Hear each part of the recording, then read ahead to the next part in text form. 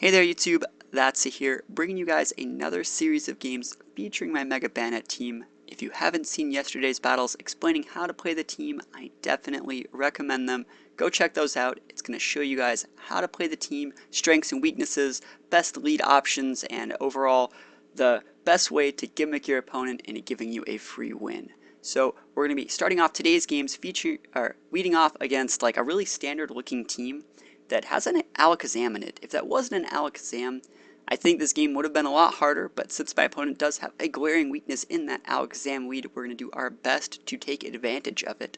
And the best way to take advantage of that is leading with two ghost types, Sableye and Banette. So Sableye has that Prankster, has that Fake Out, really strong, really good in this matchup, and Banette obviously is going to be our Mega. We're going to want to bring it to most games.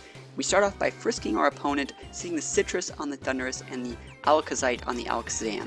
So what that's going to show us is that the Alakazam is not sashed, and it's going to let us play a lot more daring than we would normally play in this situation. So he's definitely playing it smart. He traces our Frisk and just goes for a Protect first turn, not wanting to get gimmicked right off the bat, and he definitely avoided a turn 1 knockout in doing so. So great play from him.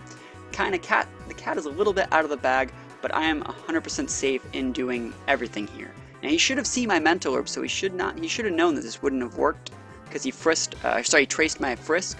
But we're going to quash the Alakazam now. Remember, Mental Herb made it so Taunt was delayed for a turn, and Shadow Claw is going to pick up that knockout on the Alakazam. So pretty good. We still got the follow-up KO on turn 2. All is not lost. Hydreigon is going to come out here, though, and Hydreigon is a major threat to this team. We have to, I would say, trading against Hydreigon becomes using Banette's specialty. It's Prankster to go for the Destiny Bonds here, always baiting in those Hydreigons for going for those stab Dark Pulses. It's going to work this game, and that's pretty much what we're going to be talking about for the rest of the series today, using Banette's Destiny Bond to pick up KOs after securing a turn 1 or 2 knockout. So you see Banette traded 1 for 2, got the Mega, and got the Hydreigon, which is a huge check to most Pokemon on my team. I now have Heatran, Latios, and Sableye to deal with Double Genie, and you know that that's going to be an easy game for me here, or from here on out. Sableye's going to switch in here. I do not want to eat an Earthquake if I don't have to. There's the predictable Earthquake, and there's just nothing my opponent can really do to get back from the situation. I go for the Ice Beam. I like packing Ice Beams, especially for Landorus, and it's going to pick up the KO, and Thundurus has nothing for these guys. He goes for the standard hidden power that all ladder Thunduruses always have for some reason, and he just forfeits. He knows that I have Quash, he knows that I have Ice Beam, and that's definitely going to be enough for me to pick up the KO next turn if I want to go for it. So what we're going to be talking about these games, I've said it a little bit before, these games are going to be showing off how to get a KO with Banette and then Destiny Bond for a free 3 versus 2 situation that's usually always going to go in your favor. So that's game 1. We're going to go into game 2, and it's going to be role reversed. You're going to see my team on the top. I know it's quite intimidating, even though there's no intimidators, but that shiny Banette right there, one of my favorites. Leading off against Aegislash, Cresselia, Conkeldurr, Crobat, Gardevoir, and Arcanine. So a weird ragtag group of Pokemon. We see the Crobat. I've been starting to see a lot more of those recently. I think my team's great against Crobat personally. We're just going to start it off, get right into it.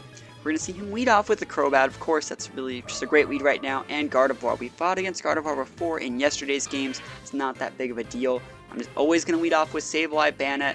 That's pretty much always going to be the lead, unless there's only a couple Pokemon that can even change that up a little bit, but we'll get to that on a later date. We're going to see my opponent go for the Mega Evolution on Gardevoir. I'm going to Mega Evolve with Banette, and we're going to go for the standard play we did in yesterday's games. We're going to go for the Fake Out, and I think I'm going to, well, he's going to go for a Tailwind first. Not the biggest of deal. Speed doesn't restrict my team at all. And Gardevoir then flinches. Notice that it was faster than my Banette, so it's pretty much going to be a sweeper set. And it's going to go down to a Stab Shadow Claw. So we picked up a KO turn 1, and now it's time for Aegislash to come out. And you know I would love to get a KO with Destiny Bond here. That's exactly what I'm going to go for. Go for the Destiny Bomb, priority boosted from Prankster, that is Banette's ability after Mega Evolution. I missed a Will-O-Wisp on Crobat, it's not the end of the world, but we then see the Aegislash go into Blade form, going for a Shadow Ball. It's going to KO me because it is super effective. Aegislash is really strong, but it does get taken down by the Destiny Bond. So again, just like the game before, we've KO'd their Mega and then traded 1 for 2 against a secondary very, very destructive threat. So Conkeldur's going to come in. I now have 3 versus 2. I have a Latios in the back, and Latios has super effective moves on both of these Pokemon. There's no way my opponent really gets out of this. He does make a very good turn in this game though, going for an Super Fang Ice Punch onto my Zapdos. No hacks coming in at all for me, so through that good turn, we have it evened up 2-2. But there's no way these Pokemon have KO pressure on my Latios, especially because I'm packing a Fake Out on my Sableye, and he goes for the Cross Poison. It's not really going to get anything done. I think it's, yeah, I'm Ghost type. It's not very effective, so Psyshock will come in. It's going to one-shot that Conkeldurr, and, you know, we can just go for the standard Tried and True, go for that, well, his Tailwind's going to peter out first, sorry, and then we go for a Quash Psyshock onto the Crobat. So if Crobat had any hidden gimmicks, they're not getting seen this game, and it is going to let me pick up the KO. So I know these games were really, really fast, but I just wanted to go over them because these are 2 games that I had saved where I just took out their Mega with a super effective move, and then Destiny Bonded, trade 1 for 2, and then use strong Pokemon like Latios in this game, and I think I used Heatran in the previous game before to clean up.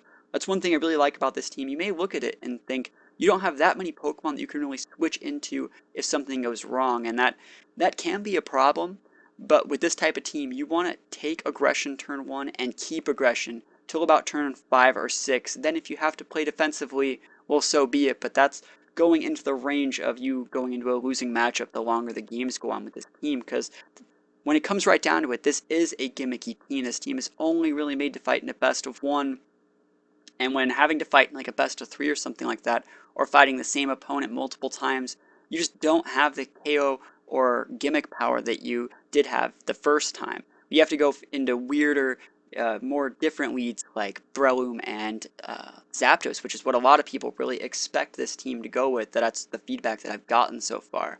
So I know I'm getting a little bit off track, but we are going to have more games throughout this week. Thank you guys for tuning in, and I will see you guys next time. Peace out.